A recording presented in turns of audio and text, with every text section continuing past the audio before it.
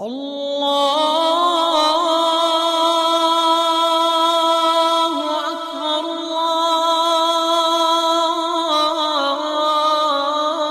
اللہ اکبر.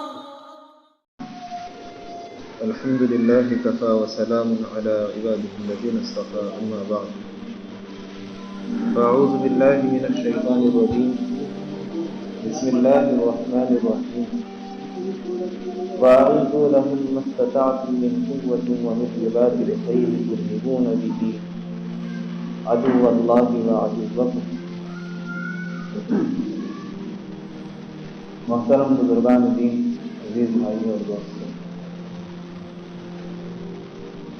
جمہوری نظام میں، جمہوری ملک میں ووٹ کی اہمیت بہت بڑی اہمیت ہوتی ہے. کسی سے حکومتیں بدلتی ہیں اور کسی سے ہم اپنے حکمران کو، اپنے سربراہ کو منتخب کرتے ہیں. 5 سال کے لیے ان لوگوں کے ہاتھ میں ہم وہ قلم دے دیتے ہیں جس کے ذریعے سے یہ ہمارے بارے میں فیصلے کرتے ہیں، ہمارے نفع نقصان کے فیصلے کرتے ہیں. اس لیے ووٹ کا حق حاصل کرنا اور ووٹ کو پھر استعمال کرنا، یہ جہاں ایک قومی فریضہ ہے، دینی مسائل کے اعتبار سے بھی، دینی مفاد کے پیش نظر بھی اس حق کو استعمال کرنا ہم سب کا دینی فریضہ اور شرعی فریضہ ہے. اگر شرعی نقطۂ نظر سے دیکھیں کہ ووٹ ڈالنا کیا ہے، تو اس بات کو آپ اچھی طرح سے سمجھ سکتے ہیں کہ بعض اعمال کی حیثیت مقصود کی ہوتی ہے جن کا قرآن میں متعین طور پر حکم دے دیا ہے، یا نبی کریم علیہ السلام نے احادیث میں واضح طور پر ان کو بتلا دیا ہے، جیسے نماز ہے، روزہ ہے، زکوٰۃ ہے، حج ہے. بعض اعمال کی حیثیت وسیلے کی ہوتی ہے، بعض اعمال کی حیثیت وسیلے اور ذریعے کی ہوتی ہے. تو جو عمل جس چیز کا ذریعہ بنے وہی حکم اس ذریعے کا بھی ہوگا. مثال کے طور پر اگر پیدل چلنا کوئی عبادت کی بات نہیں ہے، کوئی نیک کام نہیں ہے، لیکن اگر آپ کے قدم مسجد کی طرف بڑھتے ہیں اس نیت سے کہ آپ کو نماز پڑھنی ہے، تو آپ کا پھر وہ چلنا بھی عبادت ہے. ہر قدم پر انشاءاللہ نیکی ملے گی، جیسے کہ احادیث میں بھی اس بات کو ذکر کیا جاتا ہے. اگر آپ کا چلنا شراب پینے کی نیت سے ہے، آپ کے قدم شراب کھانے کی طرف بڑھ رہے ہیں، تو نہ صرف یہ کہ شراب پینا ہی گناہ ہے، بلکہ شراب پینے کی غرض سے جو آپ کے قدم بڑھ رہے ہیں،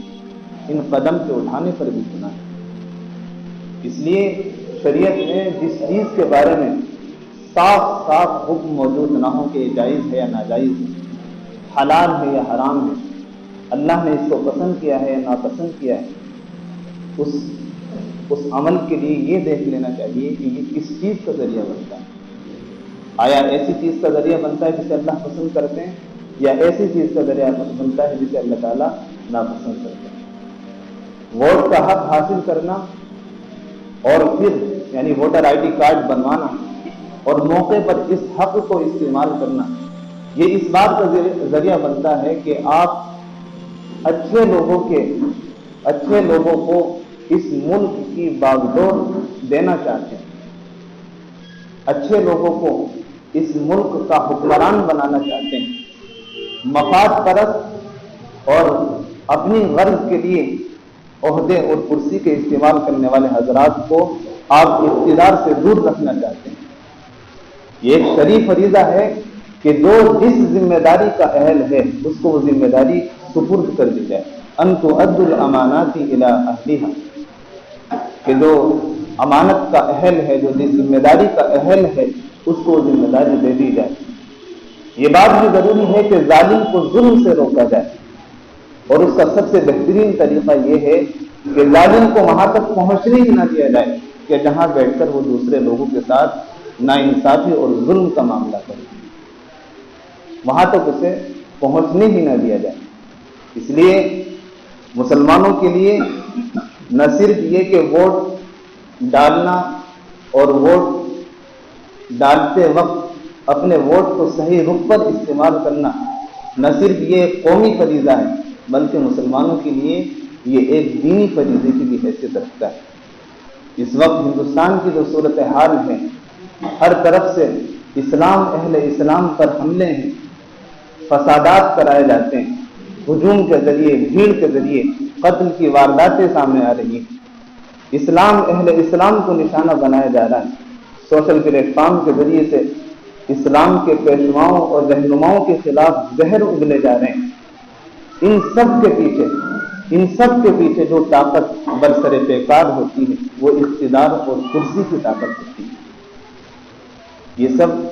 کرسی کے نیچے رہ کر کے کام کیا جاتا ہے، اور کرسی ہاتھ آتی ہے، اقتدار بنتا ہے ووٹ کے ذریعے سے۔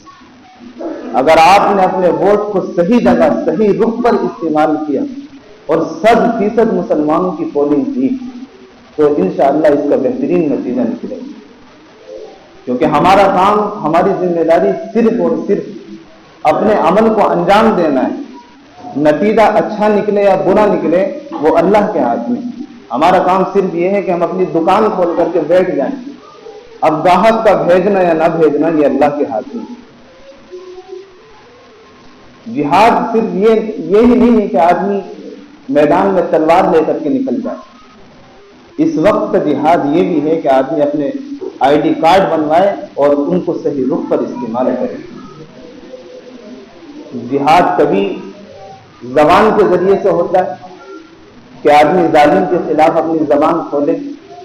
اور بغیر انجام کی پرواہ کیے ہوئے ظالم کو ظالم کرے، جیسا کہ حدیث میں آیا، رسول اللہ صلی اللہ علیہ وسلم نے ارشاد فرمایا، افضل الجہاد کلمۃ حق عند سلطان جائر، کہ افضل جہاد یہ ہے کہ جابر ظالم بادشاہ کے سامنے صحیح اور سٹیک بات کہہ دی جائے۔ جہاد کبھی مال کے ذریعے سے بھی ہوتا ہے، وفضل اللہ المجاہدین، کہ آدمی اپنے مال کو استعمال کر کے انصاف کو قائم کرنے کی کوشش کرے، ظلم کو مٹانے کی کوشش کرے۔ ووٹ کا بنوانا جہاد کے لیے ہتھیار کو لے لینا رہتا ہے، جہاد کے لیے ہتھیار کو اپنے قبضے میں رکھ لینے دیتا ہے، اور پھر ووٹ کو استعمال کرنا ظالم طاقتوں کے خلاف تلوار چلانے دیتا ہے۔ اس لیے اس بات کی اہمیت کو سمجھیے، اس الیکشن کی نزاکت کو سمجھیے کہ اس وقت آر یا پار کی لڑائی۔ مسلمان اگر ابھی غفلت کی نیند سے نہیں اٹھیں گے اور وہ یہ سوچیں گے کہ میرے ایک ووٹ سے کیا ہوتا ہے، ایک ووٹ سے حکومتیں بنتی،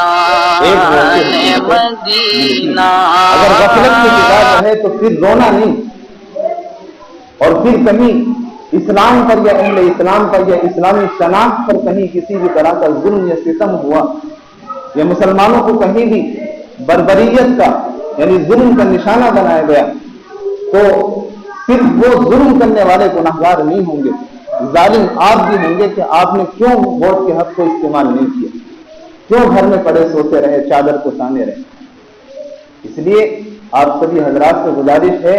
کہ ایک قومی فریضے کی حیثیت سے بھی اور دینی فریضے، شرعی فریضے کی حیثیت سے بھی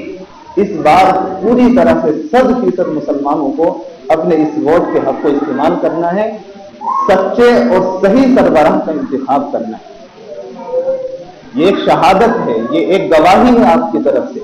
من یشفع شفاعۃ حسنۃ یکن لہ نصیب منہا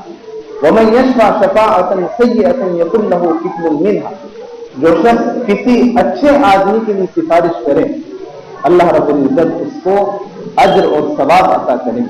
جو کسی بری بات کے لیے یا کسی برے شخص کے لیے سفارش کرے اللہ اس کو کل قیامت کے دن اس کی جزا یا سزا دیں گے۔ آپ کا یہ ووٹ ڈالنا یہ فضول یا بیکار عمل نہیں ہے، صرف ایک بٹن کو دبا دینا یہ اللہ رب العزت کے یہاں اپنے عمل کو درج کرنا ہے، اس بات کی مہر لگا دینا ہے کہ آپ کے نزدیک اسلام یا اہل اسلام کے لیے یہ آدمی بہتر ہے۔ کل قیامت کے دن اللہ رب العزت آپ سے اس گواہی کے تعلق سے پوچھیں گے کہ آپ نے جس کے لیے یہ بٹن لگایا، جس کے لیے اپنے اس حق کو استعمال کیا، کیا یہ اسلام یا اہل اسلام کے لیے نافع تھا یا مضر تھا، یعنی فائدہ مند تھا یا نقصان تھا، اس کا کل جواب دینا پڑے گا۔ اس لیے ہر آدمی ایک شرعی فریضے کی حیثیت سے اس حق کو استعمال کرے۔ اللہ رب العزت سے دعا کریں کہ اللہ تعالیٰ ہمارے لیے ایسے سربراہ کا انتخاب کرے کہ جس سے اسلام اور اہل اسلام کو نفع پہنچے، تمام باطل طاقتیں، فرقہ طاقتوں کو اللہ رب العزت اس ملک سے، اس دنیا سے نابود کرے۔